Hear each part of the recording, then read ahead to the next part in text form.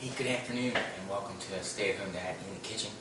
Today we're going to make one of my favorite holiday casseroles, and we like to have this casserole some other times during the year. This time it happens to be, it's May now, but we're going to have some turkey and mashed potatoes tonight, and this casserole is a great accompaniment with that item, okay, or those items I should say.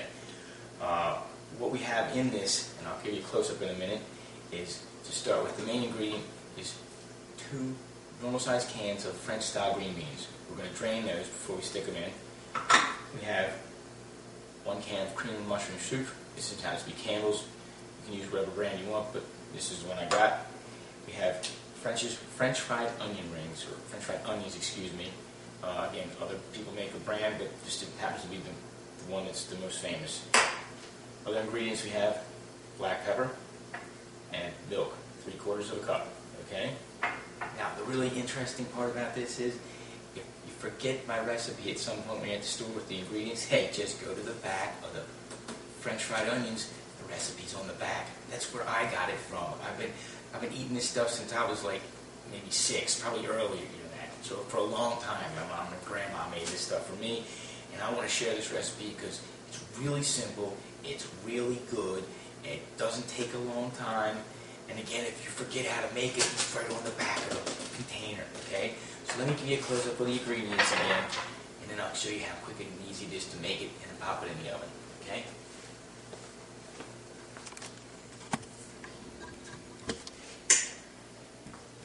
Here you go.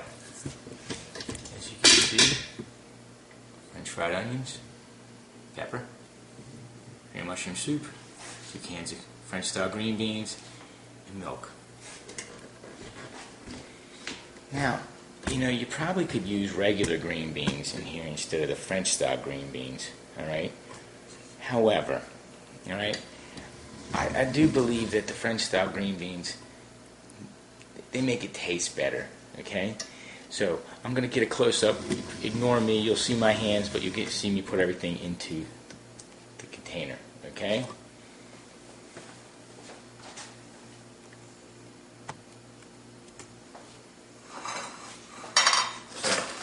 First thing we're going to do is take our can of cream and mushroom soup,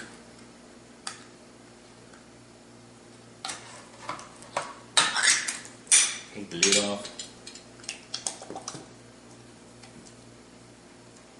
plop it in there, okay? Now what we're going to do with this can is not to rinse it out. We're going to use the milk that's in that 3/4 cup to pour into the can to get all the ingredients out of the can and put it into the casserole before we get rid of the can, okay? So we're going to put it aside for a second. Green beans, we're going to have to pull open and pour off the liquid.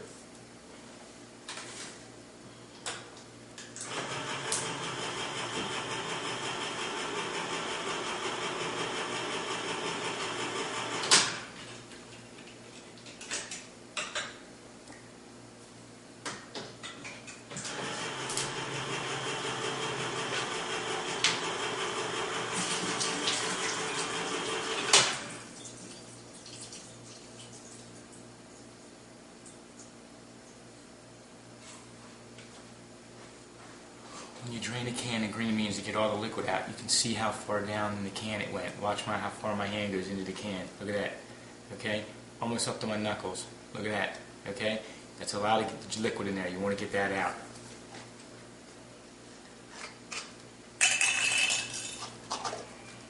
That's 1 can of green beans.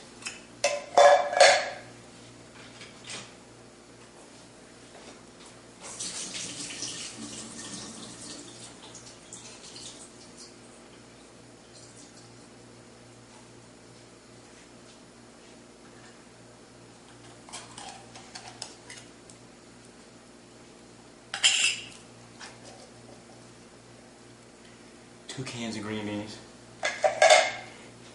And if you notice, I'm using the pan that I'm going to cook in instead of using a mixing bowl. You know why? Because now I don't have extra mess that I got to clean up when I'm done. Stay-at-home dad likes to save his time as much as he can because the kids are going to demand it at some point. Okay? 3/4 cup of milk. Pour about half of it into here. Actually, just pour it all into your can. take a spoon that you're going to use to stir with. Stir this up and get all the soup remnants out of this can before you put the milk in there. This goes for a lot of other recipes too that require stuff that's stuck to the can. If you have liquids, just put it in here like this, and then pour it in. Okay. Now you got your cream of mushroom soup, your milk, your green beans. Okay. Take your French fried onion rings. This can was more than I needed to begin with, so I've got some left over. I'm going to use half of what's left inside and half on top of the garnishment. So we're going to stir this up inside here. Let's save some for the top. We're going to shake in a bunch of pepper. They probably tell you how much to measure, but stay-at-home dad is a shaker, not a measurer. He does it by look and taste. So now we're going to mix all this up.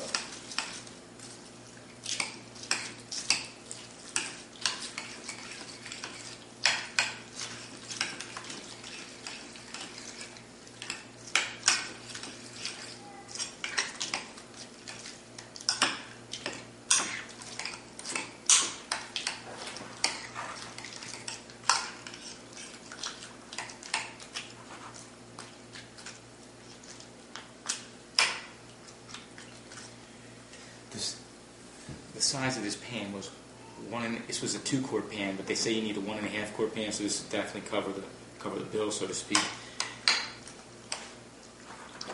Give it a shake like this to equalize everything, keep it level. The rest of your onions that you have left over, shakeable amount to cover the top, is going to go on the last part of this thing, and then we're going to stick it in the oven now at 350 degrees for 30 minutes, okay? And the last 5 minutes of which we're going to put the rest of the French fried onions on the top, and they're going to get nice and crisp, okay? So we're going to put this in for 30 minutes. Now, I don't need to make this now, okay? But I made it right now. I'm just going to sit back in the refrigerator until it's time to put it in. So half an hour before my wife gets home, I'm going to pop this thing into the oven, and when she gets to the house, while she's saying hi to the kids, I'm going to put the rest of my French fried onions on top of this thing, put it into the, back into the oven, and 5 minutes later it's going to be hot, and we're going to be ready to eat dinner. Okay, so that's the other beauty of this. It takes 30 minutes to make. How long did it take me to make it? According to my timer up there, it took me 7.5 minutes to do this right now, and I bet you I could beat that down to 5 minutes if I'm not talking to you trying to tell you how to do it. Okay, maybe less. So, again, easy to make. Tastes great. We'll show you what it looks like when we get done cooking. Alright, see ya.